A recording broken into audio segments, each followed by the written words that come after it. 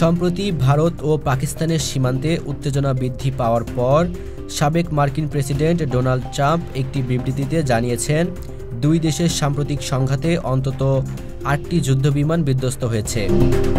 তার মতে, এই সংঘাত দক্ষিণ এশিয়ার জন্য বড় নিরাপত্তা হুমকি এবং তা দ্রুত কূটনৈতিকভাবে সমাধান করা জরুরি। ট্রাম্প আরও বলেন, ভারত ও পাকিস্তানের মধ্যে সাম্প্রতিক বিমান হামলার ঘটনা গুরুতর। এতগুলো যুদ্ধ বিমানের ধ্বংস সাধারণ পরিস্থিতির পরিসরে ঘটে না। এটি উভয় পক্ষের শক্তি প্রদর্শন এবং উত্তেজনা বাড়ানোর লক্ষণ। তিনি আন্তর্জাতিক সম্প্রদায়কে সতর্ক করেছেন, যুদ্ধ দীর্ঘস্থায়ী হলে তা পরমাণু শক্তিধর দুই দেশের জন্য মারাত্মক পরিণতি ডেকে আনতে পারে। সীমান্তের উত্তেজনায় তাদের বিমান বাহিনীও কিছু ক্ষয়ক্ষতি সহ্য করেছে, তবে ধ্বংসের সঠিক সংখ্যা নিয়ে দুই পক্ষের মধ্যে ভিন্নতা রয়েছে। বিশ্লেষকরা বলছেন, দক্ষিণ এশিয়ার এই নতুন উত্তেজনা কৌশলগত ও রাজনৈতিকভাবে অত্যন্ত সংবেদনশীল।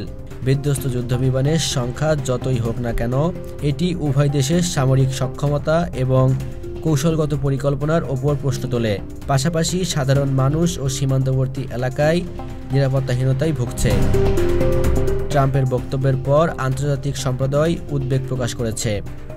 বিভিন্ন রাষ্ট্র শান্তি আলোচনা এবং মধ্যস্থতার মাধ্যমে উত্তেজনা কমানোর আহ্বান জানিয়েছেন। যদি দ্রুত কূটনৈতিক উদ্যোগ না নেওয়া হয়, তবে সংঘাত আরও বড় আকার ধারণ করতে পারে। উভয় দেশই সীমান্তের সামরিক প্রস্তুতি জোরদার করেছে। ভারত পাকিস্তান সীমান্তের সাম্প্রতিক সংঘাতে ৮টি যুদ্ধবিমানের বিধ্বস্ত হওয়ার দাবি ট্রাম্পের মাধ্যমে উঠে এসেছে। এটি শুধু সামরিক ক্ষয় নয়, বরং দক্ষিণ এশিয়ার স্থিতিশীলতা ও আন্তর্জাতিক নিরাপত্তার জন্য একটি বড় সতর্কবার্তা হিসেবে গণ্য হচ্ছে।